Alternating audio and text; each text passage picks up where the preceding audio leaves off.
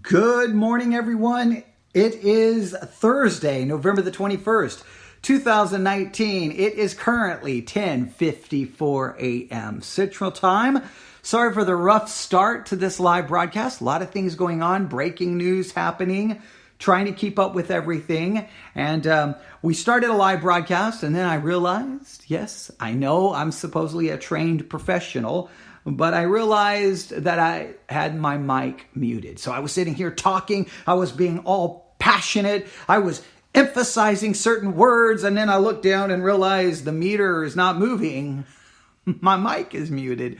And well, so I was going to basically record for who knows, or do a live broadcast for who knows how long. And well, you weren't going to hear anything. So let's do this. Let's do this the correct way. Let's do a proper introduction. Welcome everyone to a live broadcast this Thursday morning, November the 21st, 2019. It is currently 10:55 a.m. Central Time.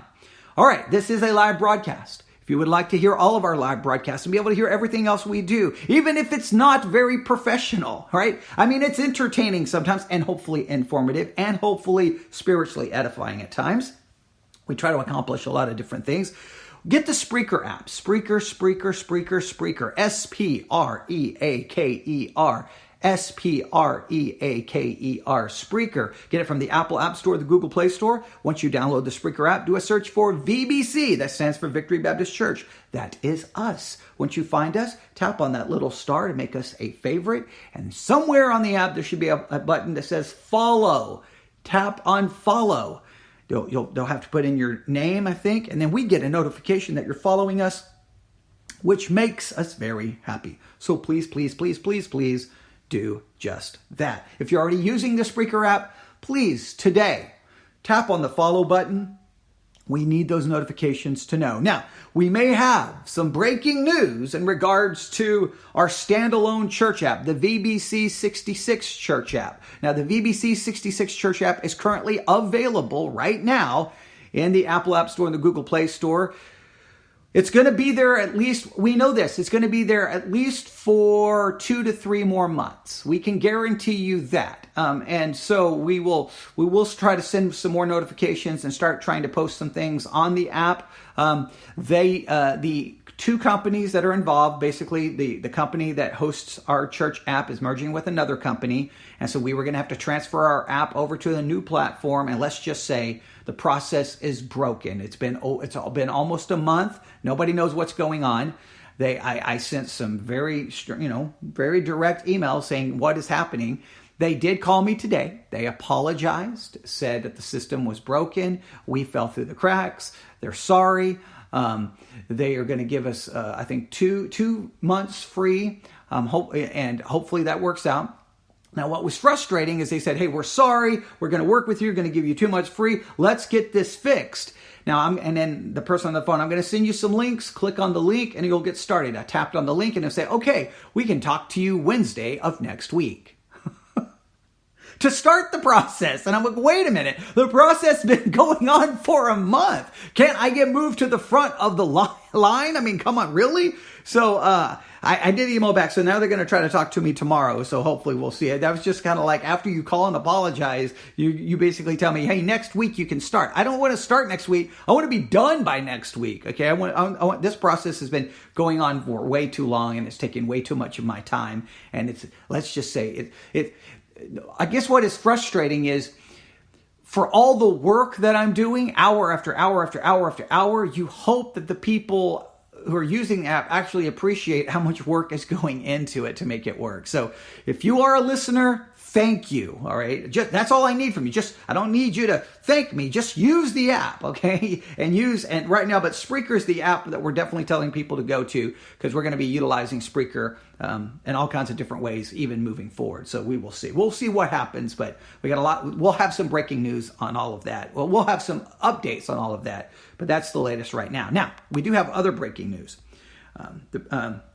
Israeli Prime Minister Benjamin Netanyahu has been indicted and charged with fraud, breach of trust, and bribery.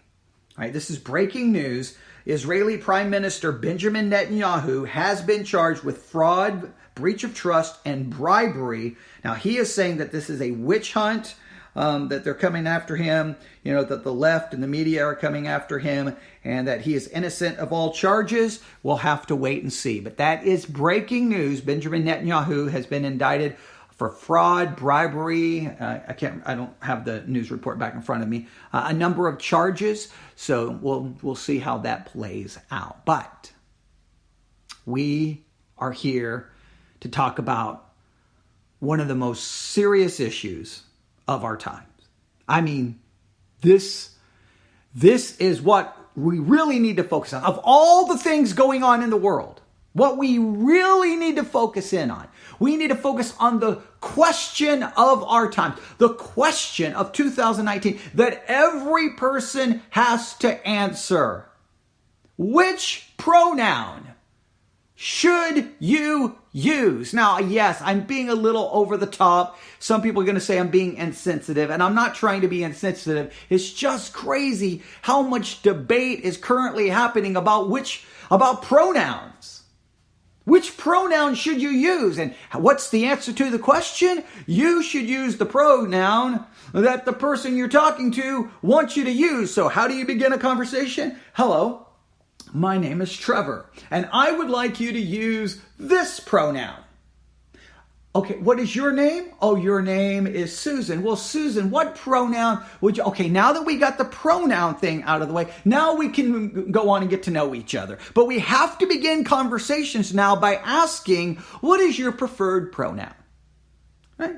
I mean, you look like a girl. Your name's Susan.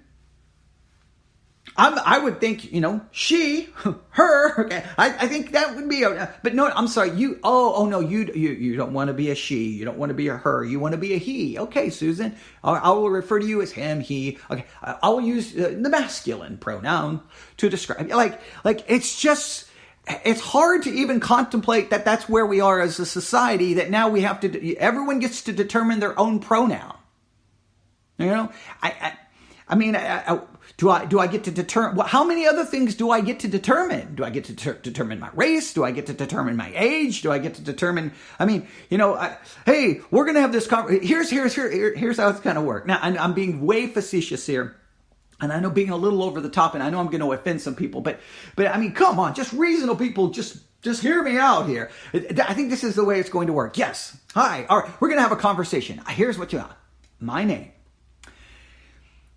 My name is actually Seth Rollins, and I am a professional wrestler from the WWE. So I need you to address me as Seth. I know my name is Trevor. I'm a professional wrestler. I know actually I'm not a professional wrestler, but we're gonna play a part, and this is the part I'm gonna play. What part would you like to play? And we just began all conversations with you tell me your preference. You get to tell me what gender you are, what race you are. You get to tell me what age you are. You get to tell me what profession you have. We'll just make up characters, I guess. And I know that that's a little insensitive, and I'm not trying to be. It's just crazy that we literally are in a society where we're debating on pronouns. Pronouns. Really? That's the issue of our time? Hey. What pronoun would you like? What pronoun? Yeah. Oh, okay. Now, again, this is crazy. Now, I am very aware that there are individuals, for whatever reason, they are genetically a male or genetically a female. It's a fact, right? You do a genetic test. That's what they are. That's what they are. Okay. Right. They have the anatomy that's their genetic makeup. But for some reason, they don't feel like a male. They don't feel like a female. There's something happening in them. I can't imagine what that's like. And make this very clear. That is serious. And we do need to be sensitive to it. And we need to get that person all the help and all the support we can. But I become very concerned when that help is go along with it. Clearly you're a male. You're genetically a male. The anatomy of a male. But society is telling me you don't feel like a male, so I'm going to go along with what you want. Is that the way we're helping? Is that truly showing compassion and love and help? Or is that actually hurting the individual. We're not helping them face reality. We're actually trying to live in their confusion of reality. That's my concern. But this issue of pronouns is, well, it's now even an issue in the church. It's now even an issue for Christians. Yeah, I'm telling you the truth. J.D. Greer, I don't know if you're familiar with that name. See if I have it here. J.D. Greer, if you do not know, J.D. Greer is the pastor of the Summit Church in Durham, North Carolina, and the 62nd president of the Southern Baptist Convention. Right? So, obviously, very influential in the Christian world. Obviously, president of the Southern Baptist Convention. Very influential. Right? Pastor of a church. Very well-known church. Okay. So he's got, I'm still getting notifications about Israeli Prime Minister Benjamin Netanyahu. I mean, that's a big story right now. Okay. But he's influential in the Christian world. And he does a program where Ask J.D. Greer, and which I think is great. And some people criticize because he, deals with some issues like, why would he answer that kind of question? I think pastors, we need to be willing to answer any kind of question, right? So to be fair, it's a good idea. It's a good idea. And he gets a question about, in fact, I have my feed burner up here. Yes, it's called Ask Me Anything with J.D. Greer. Ask Me Anything with J.D. Greer. It is a podcast. You may want to subscribe to the podcast and listen to it. And a recent episode, this is what it's called, When Talking with a Transgender Person, Which Pronoun Should You Use? Pastor J.D. discusses transgenderism, gender ambiguity, and the concept of pronoun hospitality. Pronoun hospitality. Now, that seems very specific because the Bible sometimes speaks of being hospitable, hospitality. Are they trying to say now that hospitality extends to the use of someone's preferred pronoun? Now, what should a Christian do? Now, I am going to say this, and we're going to listen to Pastor J.D. Greer. I'm just going to throw a few thoughts out here. Are you ready? We do need to be sensitive to people. Now, I've used a little over the top, speech. I've tried to try to mock this a little bit because at some point we do have to step back and kind of shake our head and go, what is going on? But at the same time, we do as Christians want to be sensitive to human beings dealing with problems that I can't even comprehend. So we do want to show love and compassion. But at the same time, we don't want to continue to facilitate a way of thinking that is absolutely in denial of reality either. And you've got to find a balance. You don't want to just go and just purposely be mean and evil. We don't want that. So I appreciate the discussion, but I think we've reached a point where saying, hey, here's what I would say. As a Christian, I'll try to state it this way. I'm not going to necessarily start fighting a person over their desired pronoun. I'm not going to start having a fight with them because what they really need, first and foremost, is a right relationship with Jesus Christ, repentance and faith, and come to faith in Jesus Christ. I'm not going to make a battle of the pronoun, the thing that keeps me from being able to present the gospel to them. So I want to show them love. I want to show them compassion. I want to be their friend. I want to be there, and I want to have the ability to share the truth of Jesus Christ to them. So I'm not going to sit there and just purposely say, nope, I'm not going to refer to you as your pronoun. I'm not going to simply purposely try to be rude and some people say, you're compromising. I'm not compromising. Listen to me. I may at first say, okay, that's your desired pronoun. Now, forgive me. I'm going to look at you, and currently you don't look like a female, so I'm going to constantly probably refer to you as he and use, a masculine pronoun. So you're going to have to be patient with me, okay?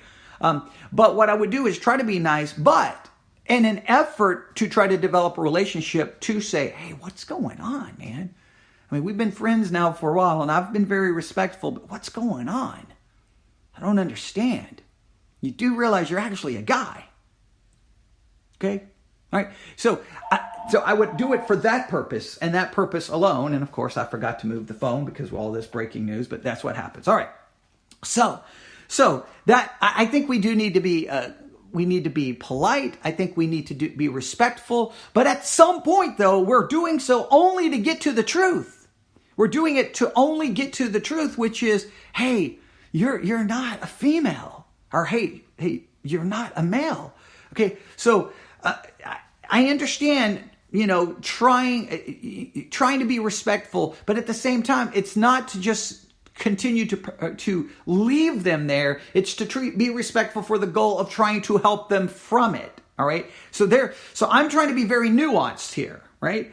I may go along with you, right? Only because you asked me to, but I'm doing so in order to show love and compassion, to develop a relationship so that I can challenge you about the truth of the matter. Does that make sense? I'm trying to be nuanced. I don't want just going up and just being a jerk and saying, no, I don't care about your desired pronoun. I'm not going to call you that. Now you're making the issue the pronoun. The issue is their eternal soul. The issue is reality. Does that make sense? So I'm for a more nuanced approach. But when I read, pronoun hospitality, it sounds like, are we going to try to use a biblical justification for doing this? I don't know. But here's what we're going to do. We're going to let Pastor J.D. Greer speak for himself. That's what we like to do here, right? We're going to let him speak for himself. I may not even, I don't know. I may interrupt this here or there. I may. I'm just going to try to let this play out. But I've seen all kinds of articles. Pastor J.D. Greer, compromising, with the transgender world. And you may draw the same conclusion, but you know what? Let's let him speak before we judge. I've seen articles where they take quotes from it. This is 11 minutes long, and I've seen quotes that took me 5 seconds to read. I want to hear the whole 11 minutes, and then we can say, is it biblical or not biblical? The reality is this. Now even Christians are having to figure out, how do I navigate a world where now some people don't want to, they want to be able to choose their own pronouns. How do I navigate that world as a Christian? Now, there's a biblical model, there's a biblical principle, right? Wise as a serpent, harmless as a dove. That is a biblical principle. I preached on that on Sunday night. You can go back and listen to the sermon from Sunday night. This is a very important principle. We're navigating a world that's very non-Christian, and we got to do so with wisdom, without compromising the scriptures and standing for God and standing for holiness. But at the same time, we want to do so with compassion and love. And it's going to become more and more complicated, especially when we are living in a world where now pronouns is the issue. The question of the day, which pronoun should I use? That tells you the Christian world. Christians need to become more committed to their faith. They need to become more passionate about truth. And we've got to learn how to handle some of these issues. It's becoming a world that's going to become more difficult for Christians to navigate. And we're going to make mistakes.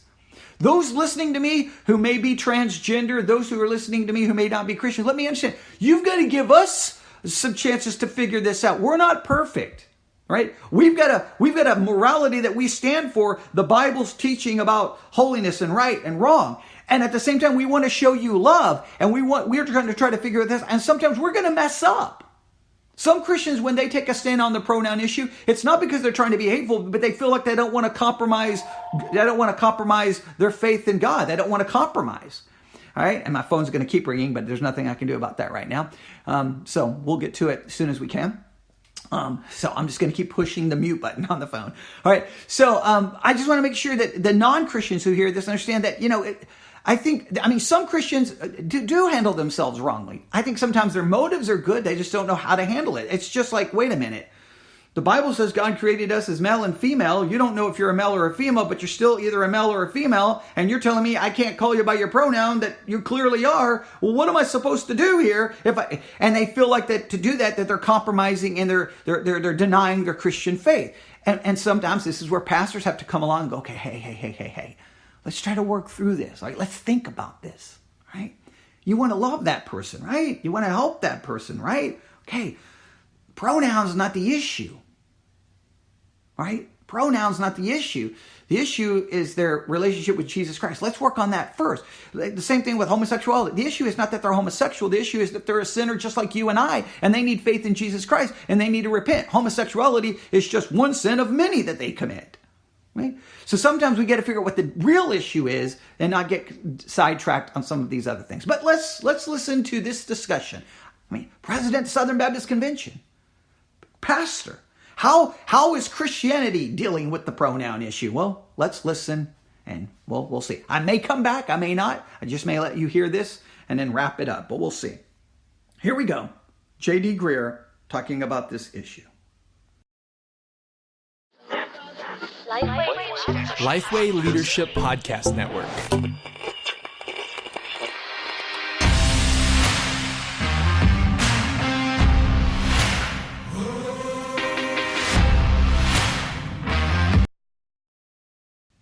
I have to interrupt. I need some cool music for my podcast. Come on, man. I need tech people. I need tech people to come to the VBC podcast rescue. We need a voiceover and we need some cool music. We do. Okay, we do, because that's like, whoa, man, that's some. Whoa, he's starting this podcast. I mean, that's some music right there. All right, here we go. I'm trying to be serious. Here we go.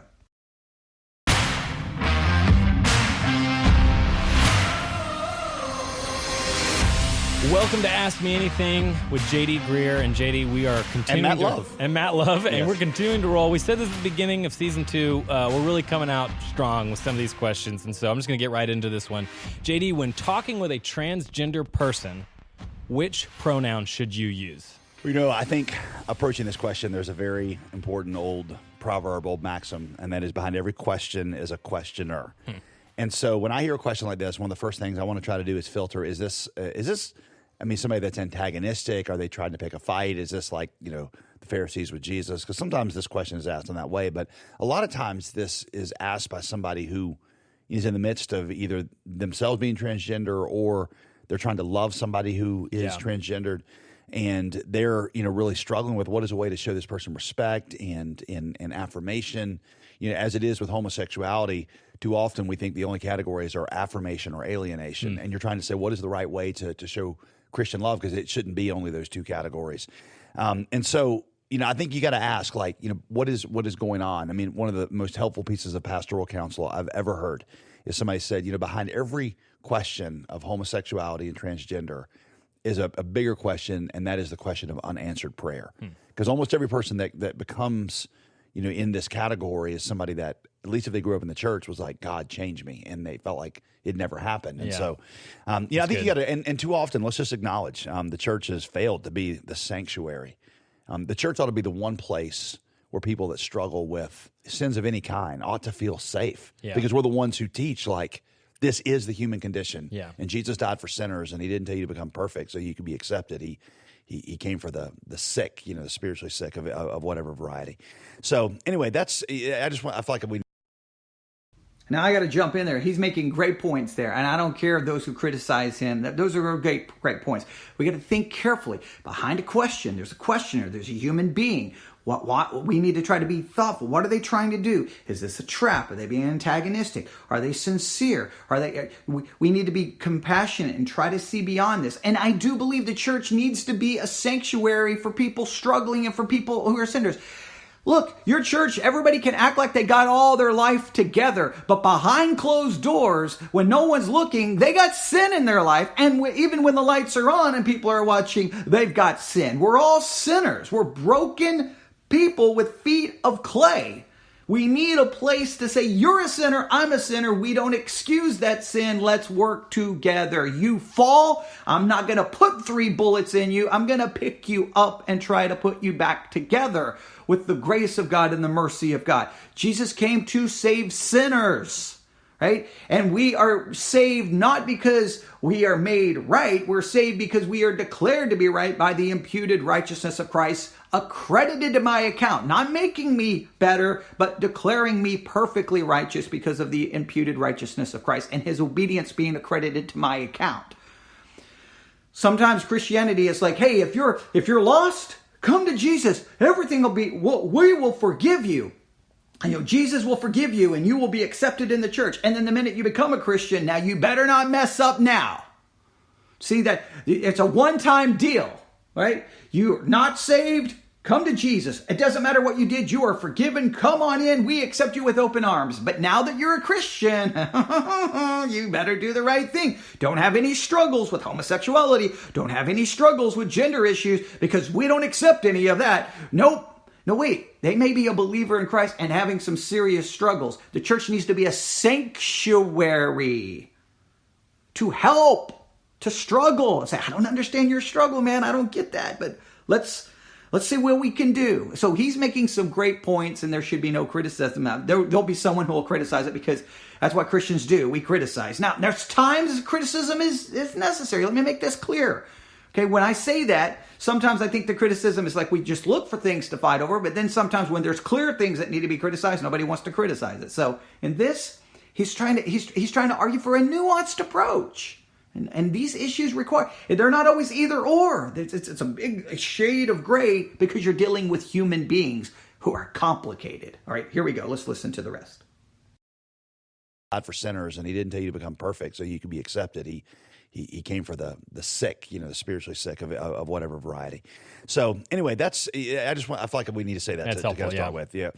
And then before you get into the question of pronouns, I also feel like, there's just a couple assumptions about the transgender movement broadly that we probably should talk about. Let me just first say there's a couple of excellent books that I have found very helpful. One of them is by a guy named Andrew Walker. It's called God and the Transgender Debate. Okay. He just really kind of goes through issue by issue and just really kind of helps unpack like what's going on. It's very well done. The other one is Ryan Anderson, When Harry Became Sally, which is a great book title. I don't know how he made that get through past the editing process. Like but some group editor said, let's go with When Harry Became Sally. This is great. It is. But so he basically said, the subtitle, responding to the transgender moment. And he deals with a lot of these questions. It's very academic. Get a lot of, academic makes it sound like it's hard to read. It's very thoroughly researched. So yeah. He found it helpful. The biggest question behind the question of pronouns is what actually determines gender. And I think there's three potential answers. One is your anatomy. Yeah. That's kind of the obvious age-old way of telling a male from a female. The other is looking within. Yeah. What do I feel like? Do I feel like a male or a female? I think the best answer, the most historic, the scientific answer, and I would say the biblical answer is your genetics. God made them male and female. We know that in every single cell of a person's body from the time of conception, they're either marked with XX or XY. They're marked with a gender. And that's not ambiguous at all, and it's clear, and that is the gender that God has declared a person to be is the one that corresponds to their DNA. Okay, so that's helpful, but obviously, there are situations where it's like, situations where someone would be, intersexual or they have ambiguous genitalia, things like this that may be abnormal but are like part of the thought process. So how do you think through that? Well, let's just say that it's you have to get really technical in this discussion because it's not as simple as even kind of the way you said it. There's things that are sometimes it's a mutation. It's something that's enlarged that shouldn't be enlarged. Just sort of things like that. And so nobody is really arguing that there's somebody who is that's got like real streams of like I'm half male and half female. That's not it's a different discussion. You can in the God and the Transgender Debates, that book particularly would just kind of unpack that for you. I think the biggest thing is I don't think that's really the place that our culture is doing is kind of setting up its battlefront. It's not that. What about those rare cases where there's a mutation and there's an anatomical part that doesn't belong? The real focus is where is gender determined from? Is it something that is in the DNA, or is it something that is chosen from within? And that's something Christians can speak about with clarity. Yeah. And that is, our identity comes from not looking within. Our identity comes from what our Heavenly Father declares over us. That's important at every level of the spiritual life, but it's important in creation itself because God declares through the DNA, male or female. Yeah. And I am not who I feel like I am who God says I am. Yeah. Christians, Jeremiah 17 teaches us that our heart is deceitful above all things and desperately wicked, which means the heart is the last place that I want to be looking for my identity. Yeah. Because it will tell me that I'm a failure. It'll tell me I'm an outcast. It may tell me wrong things about what my gender is. You just don't look into the murky, dysfunctional abyss of your heart that is consumed with sin and look for identity. You look to God's word and his creative order. Yeah, so that's really helpful because it's helpful to understand some of the technical things that are going on, but at the end of the day, we have to know where is this conversation in the culture actually happening, and right now it's happening more on that identity, how do I feel level, not on some of these other things. Right. But here's the thing. Those are all really helpful things, but they didn't actually answer the question we asked at the beginning. So if you're talking to a transgender person, knowing all of that stuff, what pronoun should you use? So you're not going to let me get by with... Yeah. Oh, you ask me anything. I thought it was also answer me anything. Yeah, Just answer whatever you want. Whatever yeah, I exactly wanna go. right. Yeah, okay, so fair enough. Well, let me just kind of lean on Andrew Walker here and, Yeah. and the book God and the Transgender Debate. He points out, and I actually think this is charitable and accurate, Christians disagree. And I think they should disagree charitably about what is the right thing to do specifically with pronoun usage. Some people on one side are going to say, hey, we got to tell the truth. And the truth is this person is male or female. So I would be lying if I called somebody who was female identified as male. There's others that say, well, look, as a courtesy, you should refer to a transgender person by their preferred pronoun. And it's sort of a generosity of spirit kind of approach. And you see evidence in the Bible of that. And so you kind of got the arguments that I've heard go basically along those two lines. Is it a generosity of spirit or is it you telling the truth? Personally, I think, again, this ought to be a charitable discussion. I lean a little bit toward generosity of spirit. That's where Andrew Walker, that's where he also is. It's if a transgender person came into, our church, came into my life, I think my disposition would be to refer to them by their preferred pronoun. When we want to talk about gender, I will be clear with them on the truth. Yeah. The question is just, is that the battlefront that you want to choose? I do think, and Andrew Walker points this out, I got another guy named Preston Sprinkle, had some good thoughts on this, that you do see in the Bible this kind of evidence of generosity and accommodation of spirit in simple things like, when they refer to different gods in the Old Testament. I mean, we know there's only one God.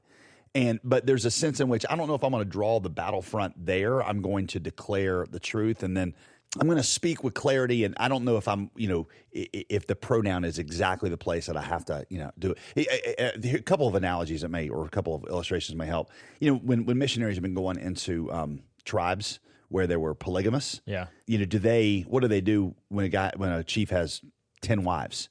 Do you take the first one and call her wife and refuse to call anybody else a wife because a man can only be married to one wife? Is that what you do? Or if somebody that is divorced, and unlawfully divorced in our culture, Jesus says that he never really relinquished his marriage and, that he's actually married to this other woman, even though he's divorced her, and the woman he lives with now. So do you insist on calling the former woman his wife and this current woman the adulteress? And like every time that's how you refer to him? Well, I don't think there's evidence, for doing that. I think there's a generosity of spirit that Now he just went in right there. That would make some people uncomfortable because that is true. There are plenty of people in every church who've been married, divorced, and remarried. And from a biblical perspective, they're living in adultery, but the church treats that woman as if she is the wife and not an adulteress. They don't even treat the man as an adulterer. They don't even treat them as being in adultery. They just say, well, you made a mistake. You've asked God to forgive you. This is your marriage now. Just move forward. And everybody treats it as normal. Nobody goes, nope, that's not reality. Reality is you're living in see, when you turn it to the divorce remarriage question, now all of the people are like, let's fight the pronoun war. Then all of a sudden they get really quiet and they start dropping their stones and walking away. Because he who is without sin cast the first stone. That's brave to say that, because you get Christians mad when you talk about the divorce, remarriage situation and adultery. That's an acceptable form of adultery, and you're not supposed to condemn that. But that's true. We treat them like, we don't say, all right, hey, this is your wife. No, she's not your wife. That's the adulteress right there, because you're married to another woman. Like, we want to speak the truth. See. So we do show grace in lots of situations like that. So that's very kind of smart to pull it together. Now, I've read lots of articles condemning what you're listening to. I'm finding it trying to be balanced. Now, I would challenge everyone. The books he recommended, go back and listen to them. Find those books and read. Find some really thoroughly researched books on this topic. so that you can speak from a position of knowledge and not a position of ignorance. But let's finish this. When a chief has 10 wives, do you take the first one and call her wife and refuse to call anybody else a wife because a man can only be married to one wife? Is that what you do? Or if somebody that is divorced, and unlawfully divorced in our culture, Jesus says that he never really relinquished his marriage, and that he's actually married to this other woman, even though he's divorced her, and the woman he lives with now. So do you insist on calling the former woman his wife and this current woman the adulteress? And like every time that's how you refer to him?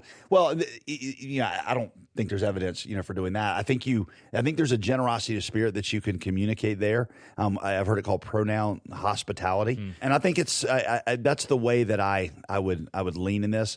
I would say there's this is one of those perhaps Romans 14 situations where you need to do what your conscience is allowing you to do.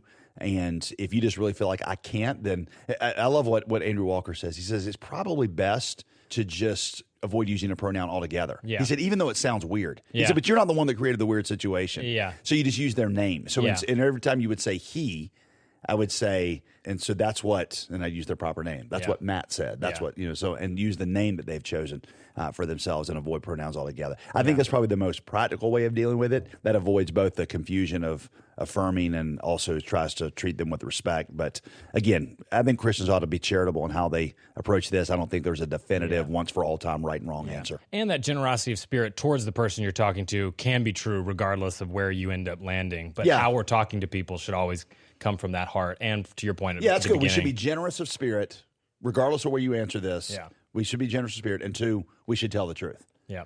And I think those two things are bigger than just the pronoun question. Yeah. You will apply it to the pronoun question, but the better thing is to make sure that you have those two attitudes as you approach a question. That's great. Well, thanks for joining us today. I hope this was helpful. Make sure you visit jdgreer.com if you want to read more or listen to sermons that JD's preached or get more resources that could be helpful for you for questions like this or other questions that you might have. Have you been listening to the Making Disciples podcast with Robbie Gallaty and Chris Swain recently? It is a part of the Lifeway Leadership Podcast Network family, and they're covering topics like when discipleship groups don't work, how to gain discipleship momentum for the fall, and what protein powder should you use. They're not actually answering that one, but I think Robbie Gallaty probably has a good answer. But you should look up Making Disciples on your favorite podcasting app and subscribe today. And we're excited to talk to you next time on Ask Me Anything.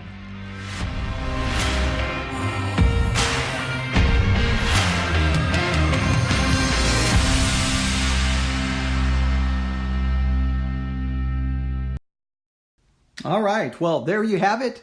I agree. If you can just avoid using a pronoun, that's an easy way. Now, you don't feel like you're compromising, you're not offending, and then you can focus on the more important issues. I do need to get some good music like they have. All right, but that Making Disciples, the Disciples podcast sounds interesting, so I may have to look up that Making Disciples podcast because we've been talking about discipleship, and we may pull some episodes from that and examine their view on discipleship because we've been talking a lot about that recently. So get the books he mentioned. And, well, there you have it. I don't think his answer was that controversial. I've seen articles acting like that he just basically, denied Christianity and turned completely into supported the transgender community. I think that those reactions are a little overblown. I think that was pretty balanced, nuanced. I don't think you can criticize that. The issue is not the pronoun. The issue is the person and their faith in Jesus Christ. And we have to be careful that sometimes where I'm going to tell them the truth and I'm going to speak to them. Man, we sit right there in the church with blatant sins right there, and we show grace and mercy with that. I've said that so many times. We'll fight about the homosexual issue. We'll fight about the transgender issue. But guess what we'll do? We sometimes then just kind of just deny the divorce and remarried type situation where you have, the Bible in some cases referring to it as adultery. Well, how do you work around that? So when sin happens, things get broken. And it's complicated putting it back together. When people are struggling with their gender and they enter into changing their gender and going against, the way what their genetic makeup is, it's going to break the situation. It's going to require nuance, difficulty, mercy, love, and the blood of Jesus Christ to provide any answers to the problem. All right, there you go. Well, I just wanted to bring this to you. Sorry for the phone calls during. There's not much I can do about that. Once I hit the live button and look down and see the phone, that happens. So there you go. Remember, breaking news, Benjamin Netanyahu, the Israeli prime minister, has been indicted on fraud and bribery charges. So I keep getting all kinds of notifications on my iPad about this. So just pay attention, know what's happening in your world. And remember, as we talked about earlier this morning, watch how the news is handling it, because you never know if they're going to come back and say, well, we were wrong about all of that. Just do some research and pay close attention. All right, thank you for listening. Everyone have a great day. You can always email me at newsif@yahoo.com, newsif@yahoo.com. Have a great day. Thank you for listening. God bless.